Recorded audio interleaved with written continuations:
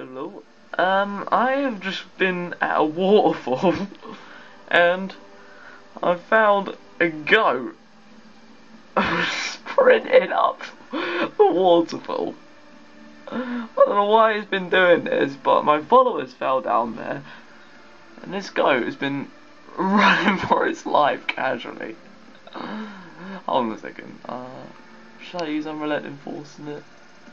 Yeah. A poor goat. Hold on. Alright, here we go.